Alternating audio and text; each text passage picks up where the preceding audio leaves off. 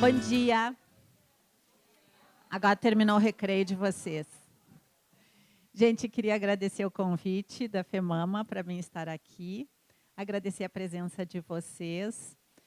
Algumas já me ouviram, a Márcia em especial vai ouvir novamente a minha apresentação, porque essa apresentação eu fiz no congresso lá em São Paulo, Todos Juntos contra o Câncer, com algumas diferenças que daí adaptei para cá.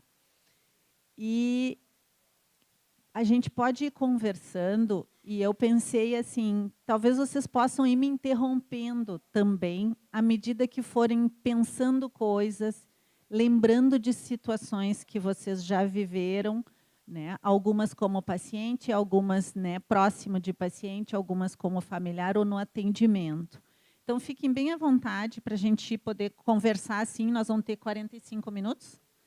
Nós vamos ter uns 45 minutos, então mais próximo ao meio-dia, e a gente vai podendo fazer uma conversa, que eu acho que esse é mais o objetivo, assim, os slides são mais para mim poder ir me guiando num pensamento de onde a gente começar e para onde a gente ir, tá? Mas mais fixar assim no que eu vou falar muito mais da minha experiência clínica. Para quem não me conhece, tem algumas carinhas novas. Eu sou psicóloga clínica. Eu trabalho já há 15 anos com pacientes, principalmente com câncer de mama, mas pacientes com outros tipos de câncer também. Eu atuo dentro do Hospital Moinhos de Vento, no núcleo da mama, e atuo como voluntária técnica já há vários anos dentro do Instituto da Mama também. Eu tenho um dos cursos, e é de onde eu também trago um pouco da minha apresentação, é um curso que eu fiz em Belo Horizonte, na Faculdade de Ciências Médicas de lá, que é de psico-oncologia, que infelizmente a gente não tem esse curso por aqui.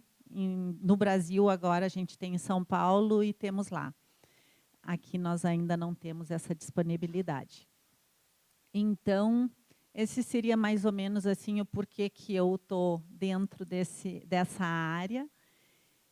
E dentro do processo de empoderamento, né, eu coloquei na travessia do câncer de mama e faço referência a Jimmy Holland. Jimmy Holland é uma psico-oncologista, foi ela a criadora da psico-oncologia.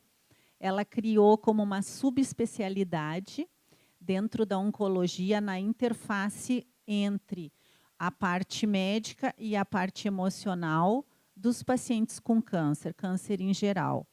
Ela atuava até não muito tempo, que ela faleceu há pouco tempo, aos 90 anos. Ela continuava atuando em Nova York, no Sloan Kettering Memorial, que é um centro de referência. Ela também era casada com um oncologista, e todo o trabalho dela, ela se baseou muito no que a gente hoje trabalha muito com as pessoas que estão próximas e que trabalham com pacientes com câncer, que é assim, tentar imaginar, e essa é a pergunta que ela fazia, ela era uma mulher que fez medicina, e ela é psiquiatra de origem, e depois ela começou a trabalhar muito dentro desse hospital, numa época em que a parte emocional era completamente deixada de lado, em função de que estava sendo criados quimioterápicos. O marido dela é um dos pioneiros nisso também, no desenvolvimento de quimioterápicos para pacientes com câncer.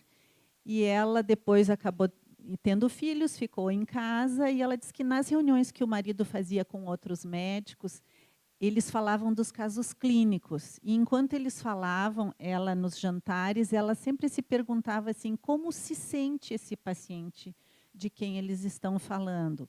Ela se perguntava isso, e a partir disso ela começou a perguntar para eles, médicos, a partir de todos aqueles tratamentos, e que na época os efeitos colaterais eram bem diferentes do que é hoje, né, muito mais intensos, com muito menos recursos, ela se perguntava como se sente essas pessoas, né? E a partir daí ela resolveu desenvolver todo um trabalho de suporte emocional para os pacientes, que daí no caso eram atendidos por eles.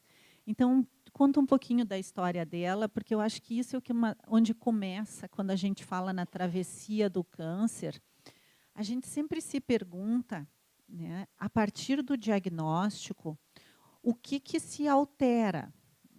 E se a gente for pensar em termos de estado emocional, quando se recebe o diagnóstico, quando se faz a investigação diagnóstica, desde uma suspeita até a confirmação do diagnóstico, na grande maioria dos casos, exceto alguns casos de câncer de mama avançado ou câncer de mama inflamatório, não existe uma sintomatologia que diga que o teu corpo está doente.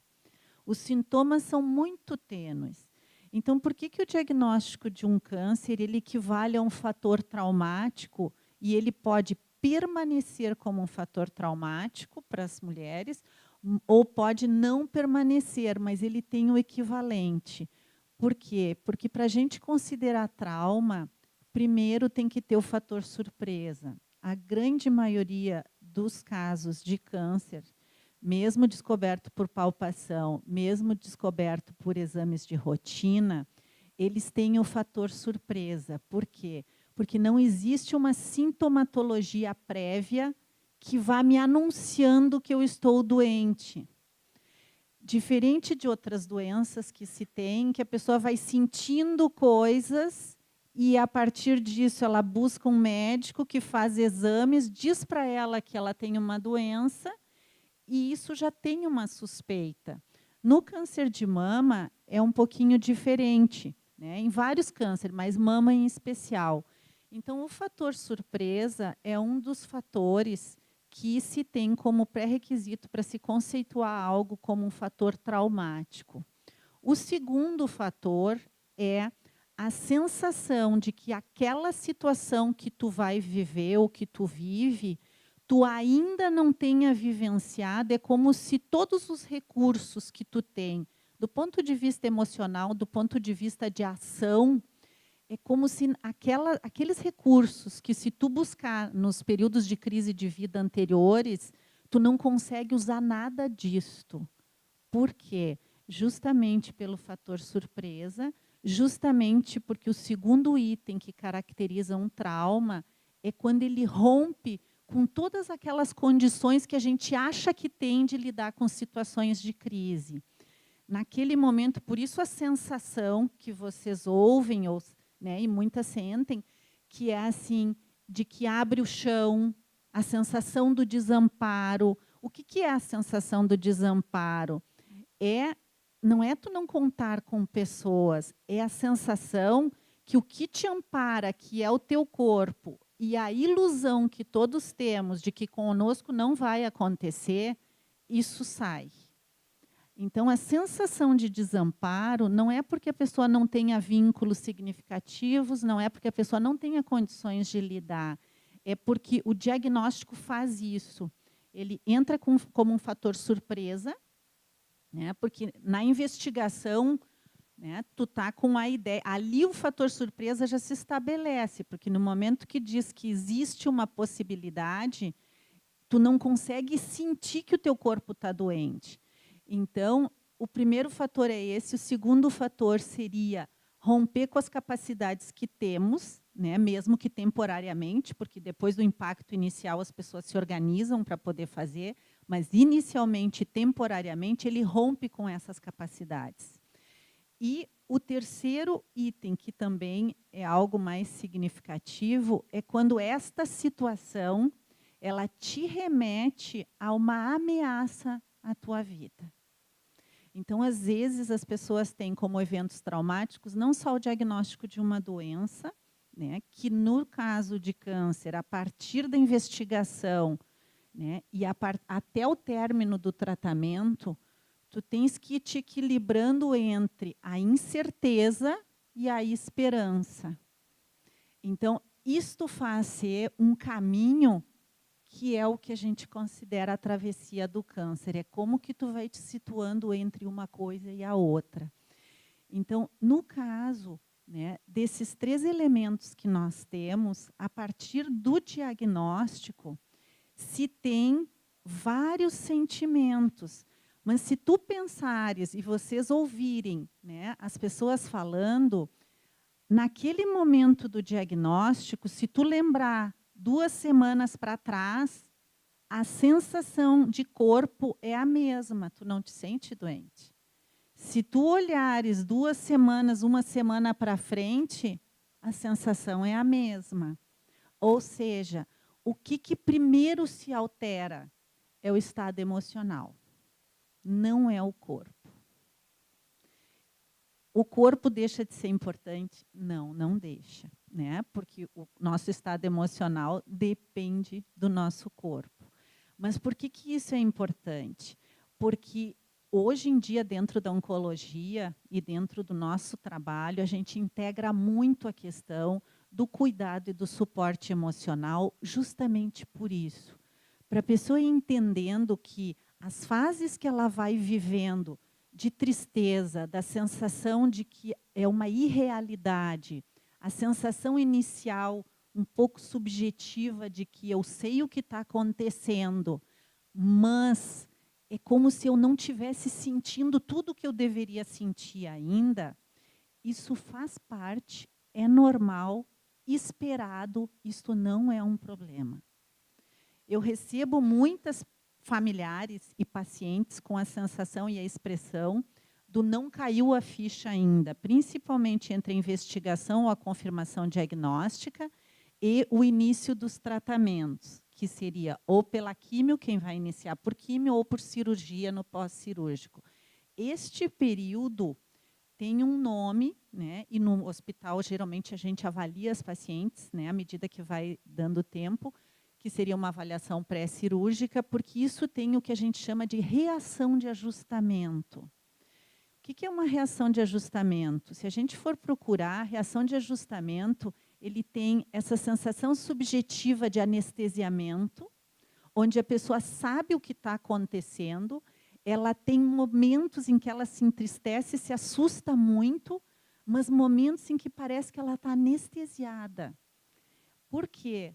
Porque a partir do diagnóstico é como se, né, eu vou dar uma representação muito simples, mas é como se desligasse a nossa capacidade mais reflexiva e acionasse a nossa capacidade de sobrevivência. Na capacidade de sobrevivência, nós ficamos, o que seria, né, essa questão que a gente fala de sobreviver, que depois mais adiante a gente vai falar. A gente fica numa situação de ameaça entre a luta, a fuga, que são as duas ações iniciais para poder sobreviver, e um pensamento que anda muito rápido. Como no início, ninguém sabe ainda como lutar, porque precisa fazer todo um estadiamento, exames, confirmação, saber que tratamento vai fazer. A pessoa ainda não sabe como vai lutar. E ela também não tem a condição de fugir daquela situação que ela já ouviu e já sabe que tem. Então, o que fica processando mais rápido? A produção de pensamentos. Por isso que o pensamento vai até as situações mais assustadoras relacionadas a morte, sofrimento, casos que eu já vi, ouvi ou soube, etc. Momentos em que as situações se tranquilizam, né, e a pessoa confia na sua equipe, ela consegue se tranquilizar um pouco, sabe que existem recursos, né, então ela fica migrando de um lugar para o outro, somente nos seus pensamentos. Quando a gente fala em saber, e esse é um período muito confuso, que a gente tem que entender o que é estar bem dentro desse período. Estar bem dentro deste período é quando a pessoa consegue fazer tudo o que precisa para fazer o enfrentamento da doença através dos tratamentos e ter os seus momentos, que eu sempre digo, de escoamento, onde ela consegue se entristecer. Como é que a gente vive tristeza? Algumas chorando, conversando, ficando mais quietinha. Assim se vive tristeza.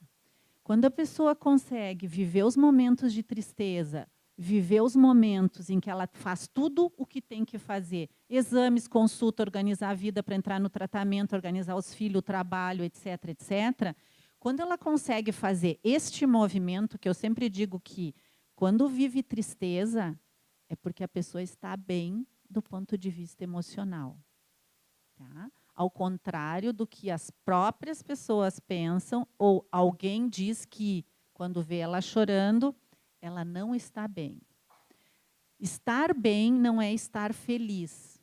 Estar bem nessa situação ou em qualquer outra situação da vida é quando a gente está vivendo de acordo com a realidade. Ou seja, se eu tenho uma realidade que é triste e eu me sinto triste, é porque eu estou bem do ponto de vista emocional. Se eu tenho uma realidade que me assusta e eu me sinto assustada, é porque eu estou bem do ponto de vista emocional. O que a pessoa tem para poder se agarrar nesse período? A confiança que ela tem em quem vai tratá-la e a possibilidade de recursos para poder entrar nesse tratamento, que seria o quê? Recursos físicos, ter uma boa condição física para poder passar por uma cirurgia, para poder passar por uma quimioterapia.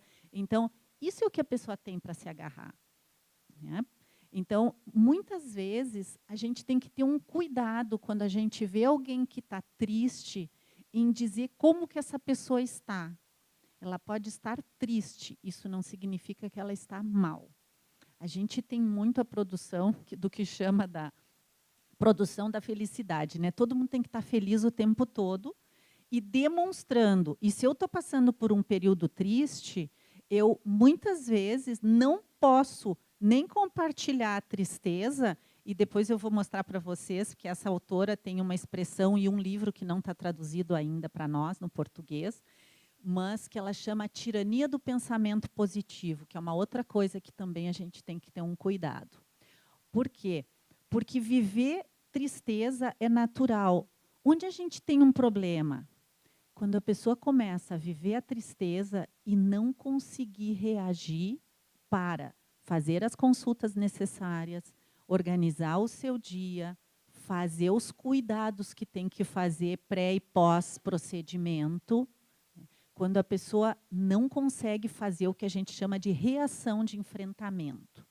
Ali a gente tem que ter um cuidado. Eu sempre digo que as pessoas que conseguem viver este movimento, faz tudo o que precisa, fica triste, chora, tem os piores pensamentos, pode fazer o que quiser, volta, faz tudo o que precisa, fica triste, chora.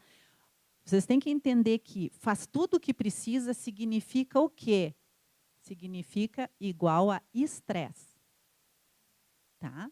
Por quê? Porque para mim poder fazer consulta, exames, esperar o resultado de cada exame, etc., etc., isso se chama estresse. Tá? Quando eu consigo, às vezes por nada, só por um pensamento, ou por um encontro com alguém, ou qualquer coisa, chorar, falar, lamentar, reclamar, me queixar, é como se eu escoasse o estresse. Então, por que isso é importante? Porque a pessoa vai fazer tudo o que precisa e faz um escoamento. Faz tudo o que precisa, faz um escoamento. Por que eu avalio as pacientes em momento pré-cirúrgico? Para ver se ela está vivendo este movimento. Tá? Se eu pudesse sintetizar, seria desta forma.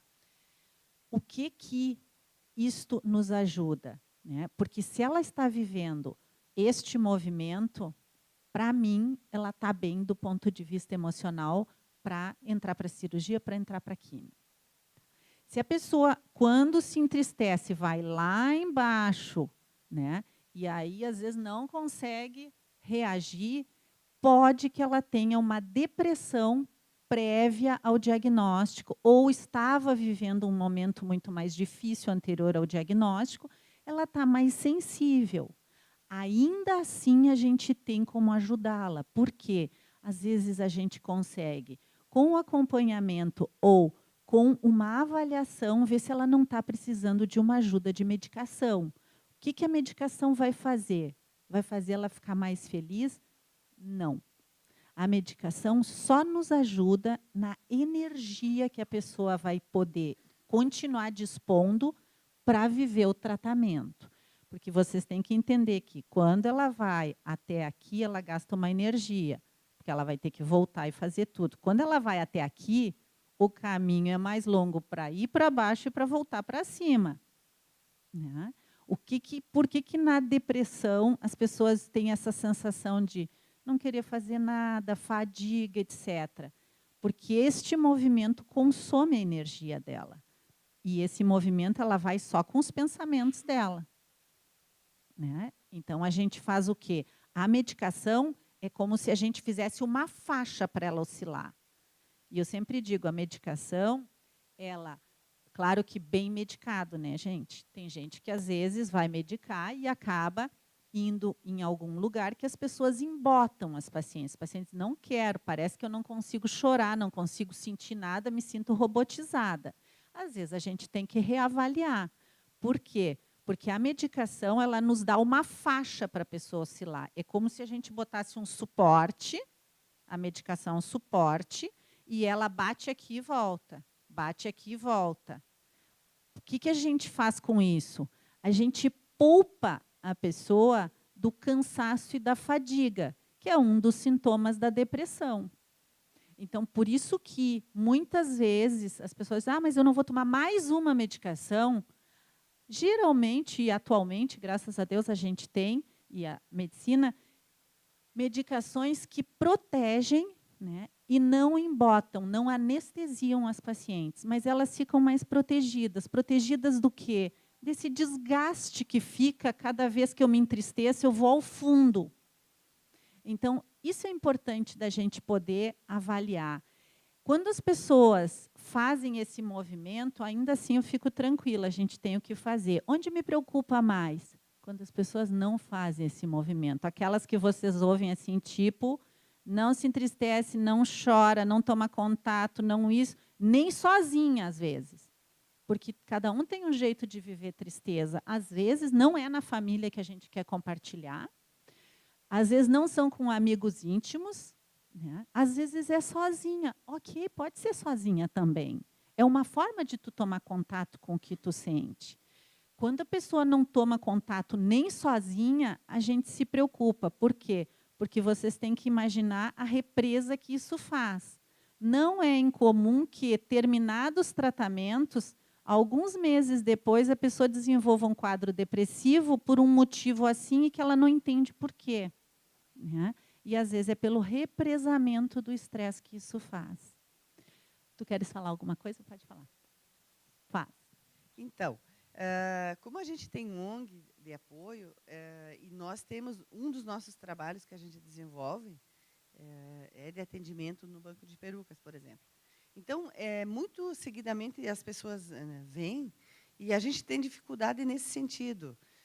Me apresenta a paciente e ela não quer contato com ninguém. Inclusive, usa a expressão, se tu puder não falar para ninguém, porque ninguém lá da minha rua sabe.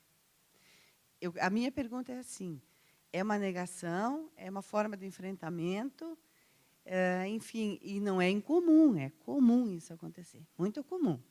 Da gente poder, às vezes, acessar a pessoa no sentido de tentar dar esse acolhimento, porque já foi paciente, sabe desses nuances todos que você está trazendo, com muita sabedoria, inclusive. Eu também fui atendida por ti, tu pode não se lembrar, mas eu me lembro de ti, muito bem.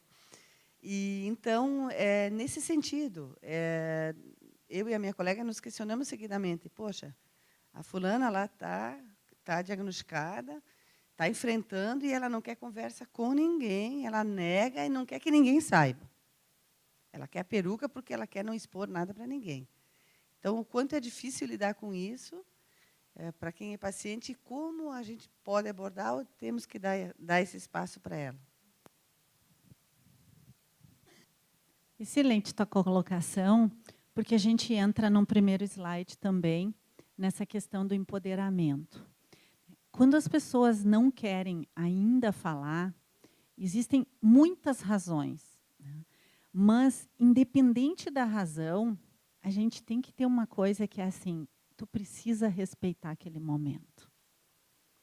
Às vezes, a gente fica tão angustiado de ouvir alguém que ainda não compartilhou, às vezes, nem com a família, né? Para proteger a sua mãe, o seu pai, seu marido, os seus filhos, ou quem for, mas é para proteger, mas também é para se proteger. Proteger do quê? De ainda não estar conseguindo administrar a ideia. Cada pessoa tem um jeito de viver situações de estresse. E não vai ser neste momento que a gente vai pedir para que ela modifique esse jeito. Primeiro, o que a gente faz? A gente acompanha ela, né? Vocês do ponto de vista de atendimento, nós do ponto de vista dentro de uma equipe, a gente vai acompanhando para ver se esse jeito dela funcionar pode vir a trazer algum prejuízo para ela ali na frente.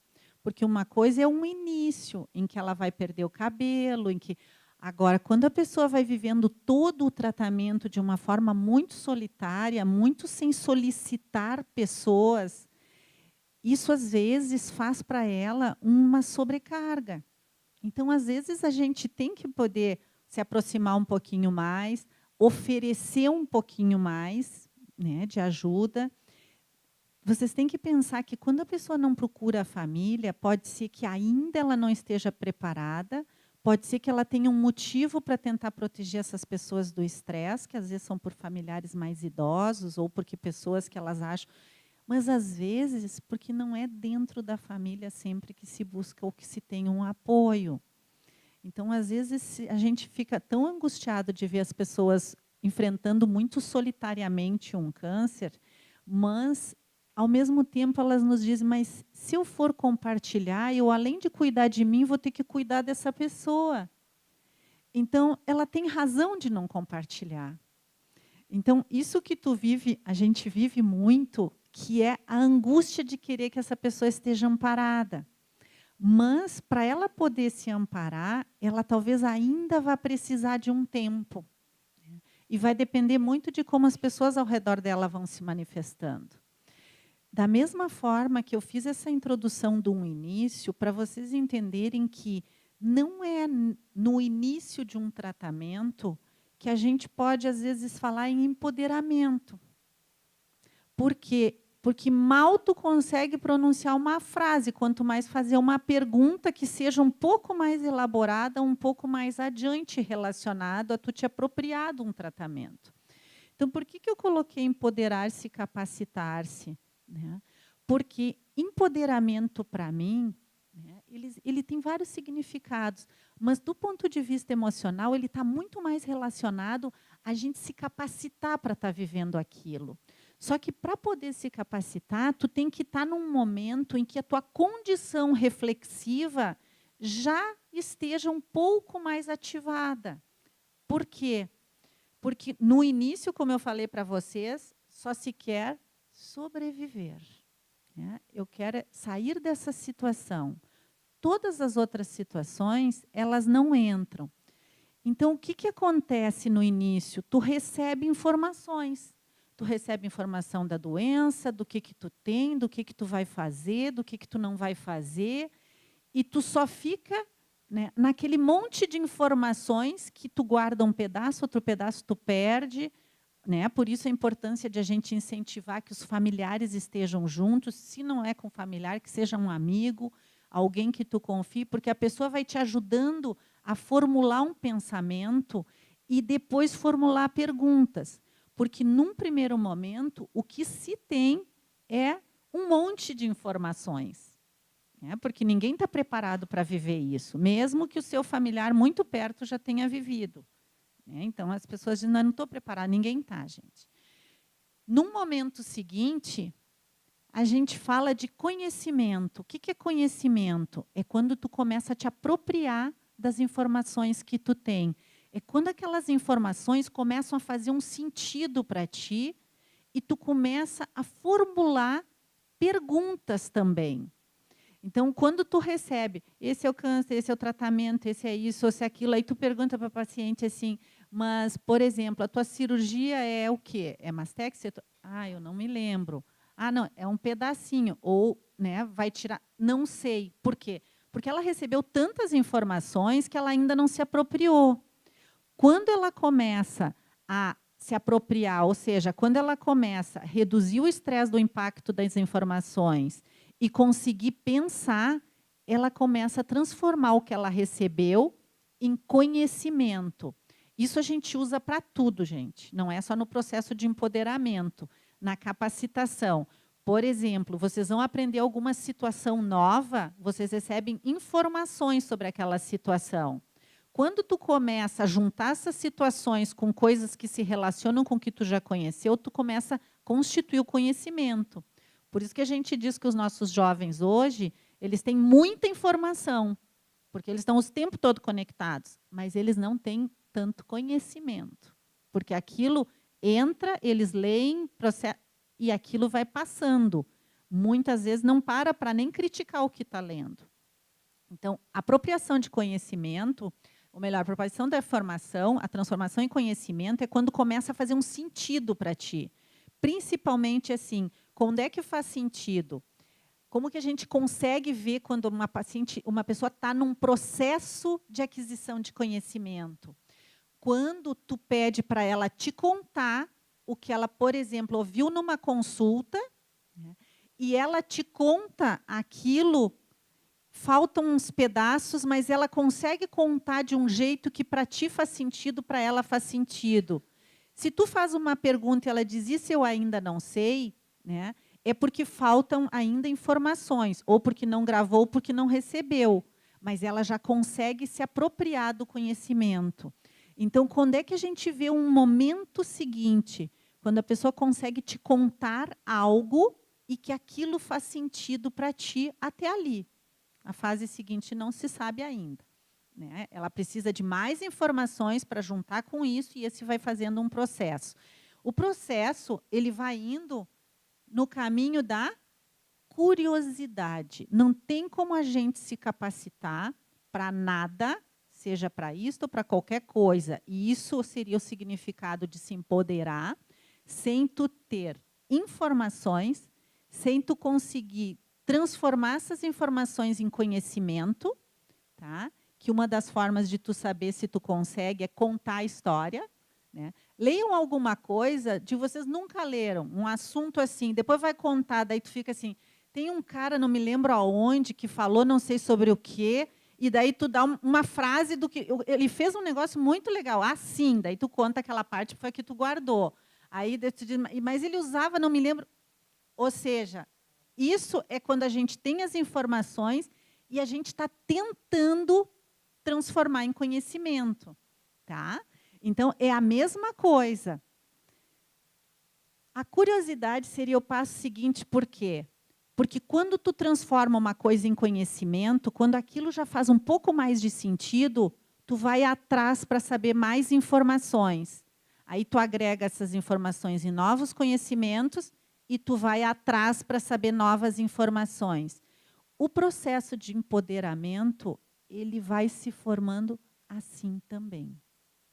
Então, quando a gente fala em pacientes no controle, empoderamento, vocês precisam entender que tem um processo para ser feito.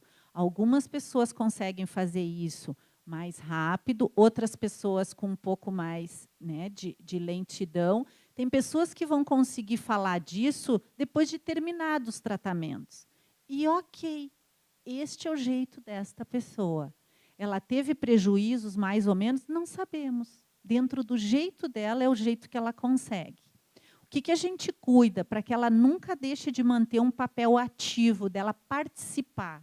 A curiosidade é quando a gente começa a fazer perguntas, né? Vocês querem saber mais isso, mais aquilo, mais aquele outro, mas antes vocês, sem saber, já passaram por esses processos. Isso se dá automaticamente, instintivamente, e à medida que a gente vai tendo uma condição emocional para fazer. Uma coisa só por curiosidade daí, curiosos, né, vem do latim e tem um significado de cuidadoso, diligente, inquiridor e que mantém a vitalidade.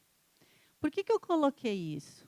Porque um dos aspectos que faz a questão de vitalidade é quando a pessoa não perde a curiosidade.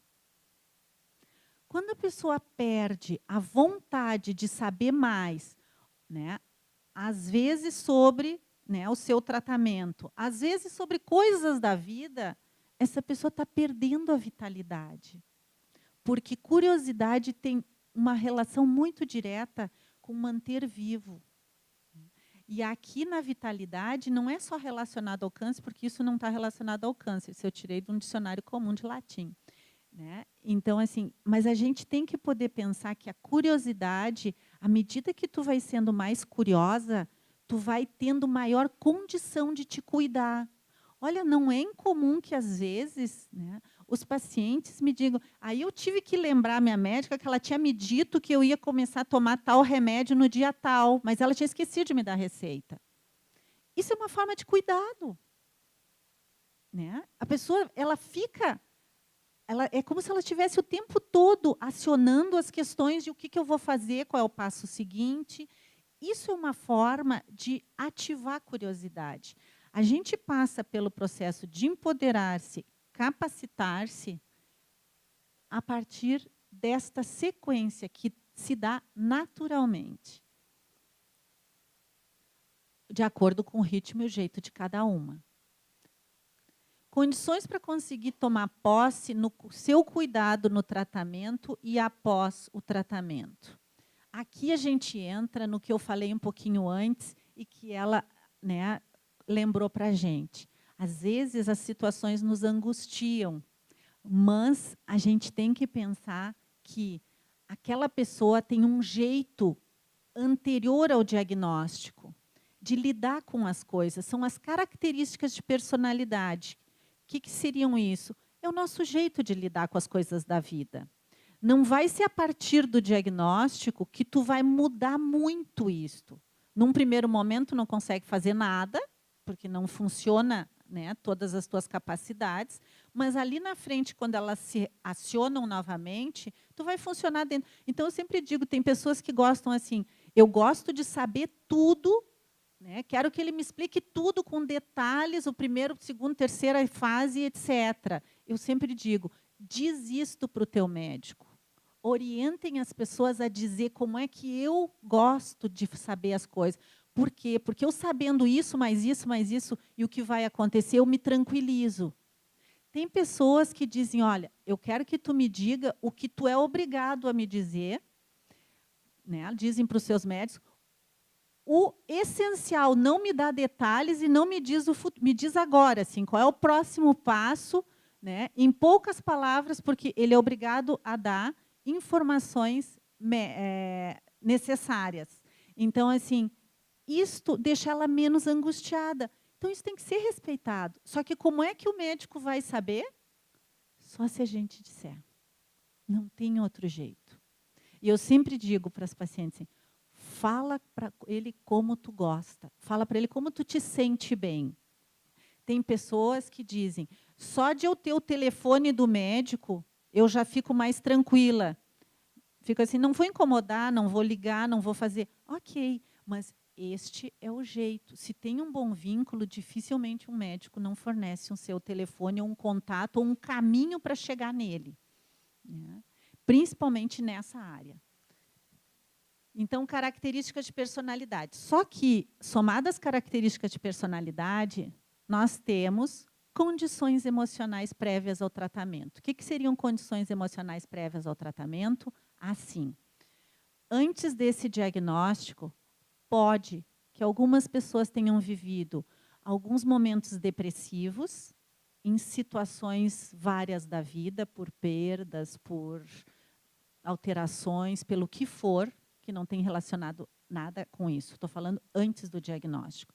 Podem que tenham pessoas que tenham alguns transtornos depressivos, podem que tenham pessoas que tenham tido alguns episódios depressivos no passado, tratados, né, ou ainda em uso de medicação. Pode que tenham pessoas que tenham algumas crises de ansiedade, alguns transtornos de pânico, alterações de sono, que é um dos sintomas também importantes. Por que que a gente geralmente avalia isso, né? Outra coisa, depressão pós-parto é uma das coisas que se avalia também. Por quê? Porque depressão pós-parto é um episódio de depressão. Foi tratado, está tudo bem, foi há não sei quantos anos atrás, nunca mais teve. Ok. Por que que é importante a própria pessoa conhecer isso, né? Porque pode que, no diagnóstico ou ao longo do tratamento, ela tenha outro episódio de depressão que, às vezes, quando não é cuidado, ele vai trazendo uns prejuízos. É diferente da pessoa assim, estar deprimida. Tá? O que é estar deprimida? É quando a pessoa tem, por exemplo, um diagnóstico de câncer, pode fazer um episódio depressivo ou pode ativar um episódio depressivo. Né? Isto é algo... geralmente isso não, mas assim, gente, todos os transtornos emocionais são tratáveis. Todos. Não tem nenhum transtorno emocional que não tenha tratamento. Então, por que eu digo isso? Porque se a pessoa se deprimiu a partir do diagnóstico, a gente tem como tratar. Se a pessoa ficou muito ansiosa a ponto de fazer alterações, sono, alimentação, etc., de uma forma permanente, isso tem como tratar. Geralmente, as pessoas não sabem, mas assim, o que é uma depressão? Depressão tem que ter alguns sintomas, tem vários, eu não vou listar todos agora, mas assim, perda de interesse pelas atividades que antes lhe eram prazerosas. Cansaço, né, por pequenos esforços. Né? Humor deprimido, fadiga. Por 2 semanas, tá? Somado a algum outro sintoma que pode ser aumento da irritabilidade, que pode ser insônia, né? A pessoa não dorme ou dorme demais, não come ou come demais, pensamentos de inutilidade, né? De para que a minha vida existe, né? Então, assim, esses alguns, mas tendo os 3 primeiros e mais um ou outro desses por até 2 semanas, isso se caracteriza um episódio depressivo. Quem é que não tem isso depois de um diagnóstico? Entende? Então, assim, isto se chama uma reação depressiva.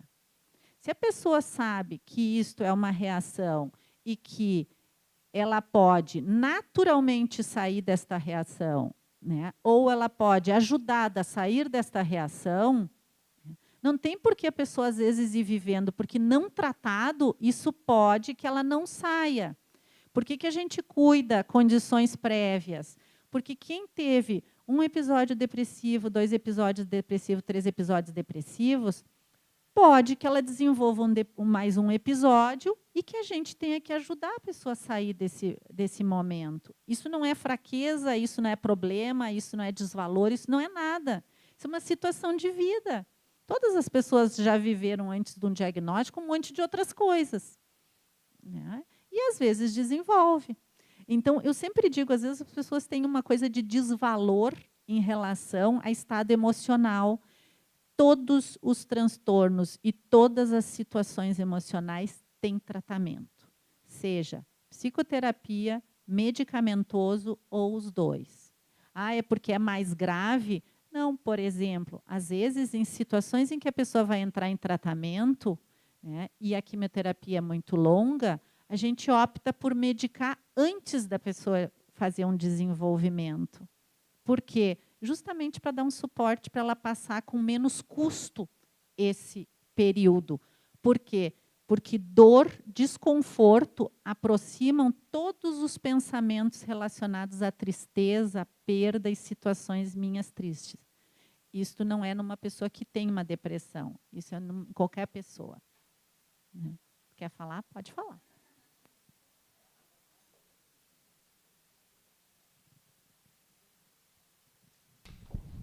É que tu está falando ali, eu estou me vendo tanto.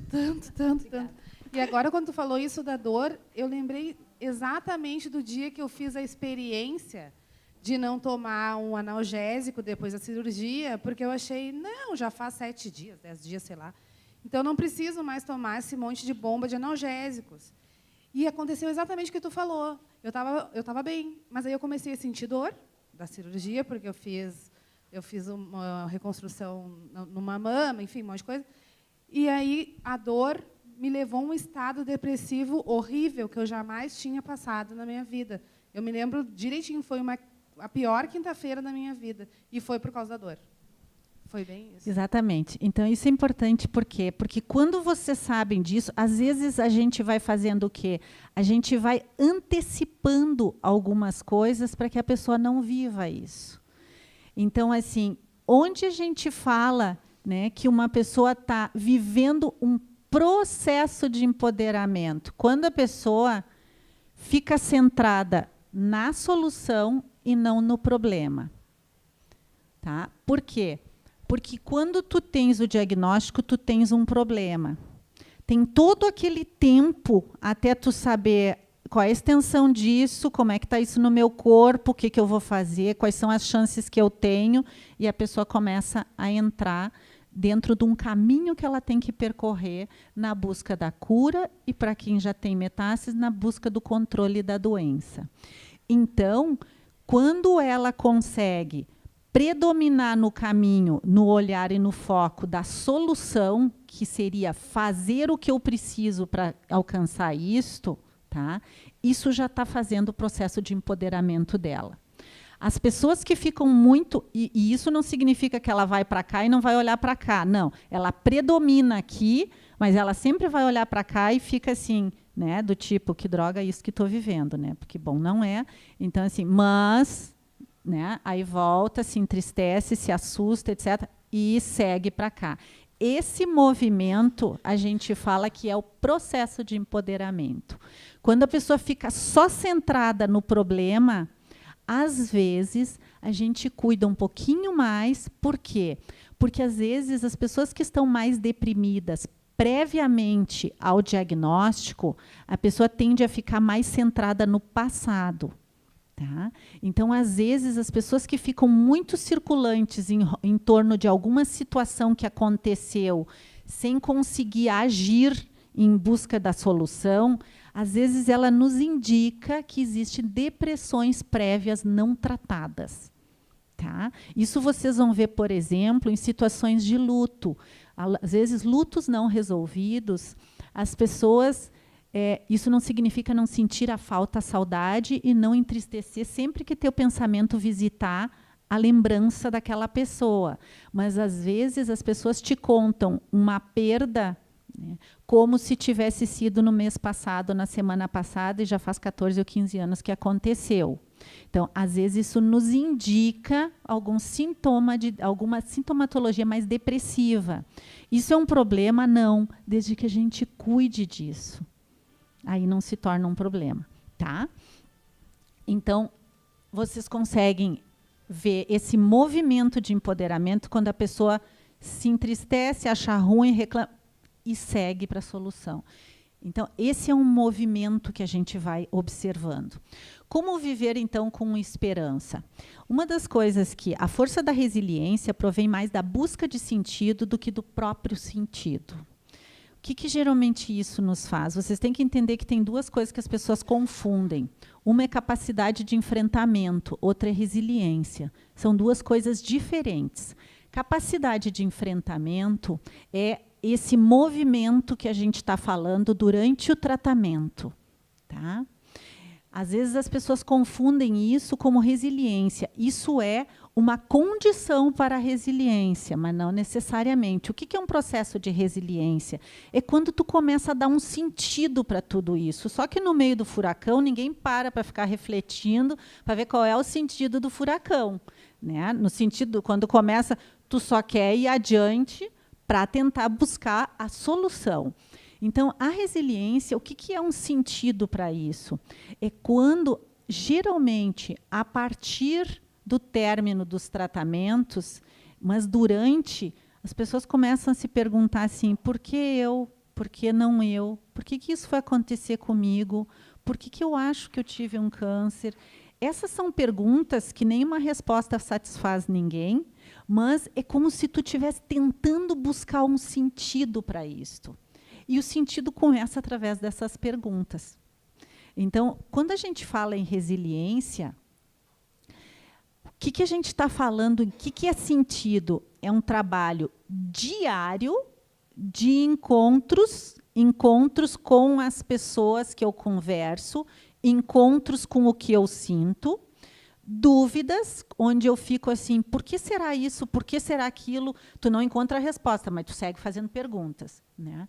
De engajamentos, que geralmente uma das coisas que faz, e que isso, né, em várias leituras vocês vão ver o que promove capacidade de resiliência, são vínculos significativos.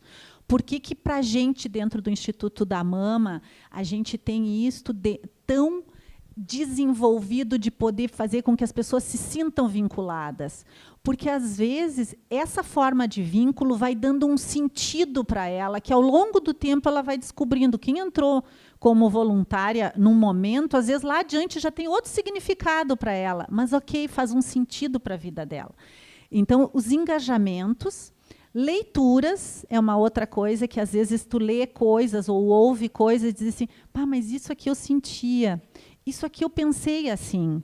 Então, é como se tu lesse, o que tu lê, na verdade, organiza uma coisa que tu já pensou, mas tu pensou um pedaço para cá, outro para lá, é como se aquela pessoa juntasse aquilo ali para ti. Então, a leitura ajuda nesse sentido. Eu não estou falando leitura de autoajuda, tá, gente? Mas também algumas pessoas se beneficiam bastante da autoajuda. Tá? Eu só tenho uma crítica depois para a autoajuda que eu falo para vocês. Isso é de um autor. Aqui eu faço as recomendações. Não sofra em silêncio. Não creia no velho refrão que câncer de mama é sinônimo de morte. Não se sinta culpado de não poder manter uma atitude otimista durante todo o tempo, e esse é um dos livros, capítulo que eu falei para vocês, embora não esteja traduzido, ele fala justamente isso. Gente, ter os piores pensamentos em situações que suscitam isso é normal, esperado, não causa câncer, não reduz a capacidade imunológica, não entra nada disso. Por que é uma tirania? Porque muitas vezes vocês ouvem assim, não, mas com esse jeito pessimista dela, o tratamento não vai nem funcionar. Aí chega a voltar o câncer, diz, também, né, vivia procurando. Então, assim, isso é uma tirania com as pessoas. Né? É bom ter pensamento otimista, é ótimo. Ele tem uma função? Tem. Desde que tu saiba o que fazer com os negativos, que tu tenha alguém que deixe te falar os piores pensamentos que tu tem, e quando vocês ouvirem das pacientes os piores pensamentos, acolham esses pensamentos. Não digam para a pessoa, não vai, não pensa isso, não isso, né? Pensa aquilo. A pessoa já está pensando, não adianta tu dizer para não pensar. Tá? Então, assim, acolham os pensamentos, tá? Mesmo que vocês digam para, olha, isso é só um pensamento. Né? Isso não é a realidade. Né? A realidade é que tu está fazendo um tratamento, a realidade é que é assim. Às vezes é só um pensamento que ela precisa partilhar, do tipo assim, estou pensando como é que vai ser a minha morte. Deixa a pessoa pensar como é que vai ser a morte dela. Né? Ela precisa dividir, e às vezes as pessoas dizem, o que eu digo? Não diz nada. Ela não precisa que tu diga, ela precisa que tu ouça sem tu te assustar. Só isso. Organize sua consulta levando por escrito suas dúvidas, fantasias, medos e sintomas. Isso é uma das coisas que eu digo assim, vocês têm que organizar a consulta e vocês têm que ajudar as pacientes a organizarem a consulta. Existe um aplicativo que chama Tomi, T-O-M-M-I, para quem tem celular, baixa nos qualquer celular, e ele Tumi, ele faz todo o acompanhamento e ali tem tudo. Para quem tiver celular, divulguem esse. Gente, ele é ótimo. É T-U-M-M-I. Se houver entre os seus pensamentos algum desejo de construir uma teoria para o seu adoecer, faça dela um projeto de vida. Isso que eu digo que é fazer um sentido para o teu adoecer. Quando tu imaginar, ou quando vocês verem alguém dizendo assim, eu acho que eu tive um câncer porque meu casamento está uma droga há tanto tempo, eu não me separo, etc, etc, etc. Eu sempre digo para as pessoas, olha, pode ser, pode não ser, ninguém vai conseguir provar por que uma pessoa teve um câncer, mesmo que ela tenha mutação genética, tá? Porque tem pessoas que têm mutação genética e não desenvolvem doença. Então, o que eu digo é assim, isto deve ser um ponto de sofrimento, que ali atrás estava te incomodando. Quem sabe, terminado esse tratamento, tu faz disso um projeto de vida. O olhar para essa relação e ver como que ela pode se modificar ou como que, às vezes, tem que se sair dela. Tá? Isso é fazer um projeto de vida. Porque, senão, as pessoas usam a teoria para adoecer né, para se culpabilizar. Por que eu trabalhei muito? Por que eu me estressei muito? E não deixa de encontrar alguém que te ajude a dizer assim, eu te dizia para te não ficar tão estressada. Sempre vai encontrar. Então, assim, comprometa-se com os seus cuidados e no IMAMA, vocês sabem, ressabem que a gente está fazendo todos os cuidados do ponto de vista emocional, físico, nutricional e espiritual. Gente, tive agora esse fim de semana num congresso de oncologia clínica, né? Então, assim, tudo isso, atividade física, aparece em todas as mesas como sendo uma das coisas que ajudam bastante em todos os sentidos. E esse é um slide que eu gosto muito, que mostra exatamente como eu acho que num tratamento seria a travessia do câncer. É baseado, né, os trilhos nas pessoas, e vocês veem que os trilhos vão se formando um pouquinho na frente da locomotiva, ou seja, não tem trilho pronto. A gente usa as pessoas que estão ao nosso redor para construir isso para o trem do tratamento poder fazer a travessia. Tá? Era isso.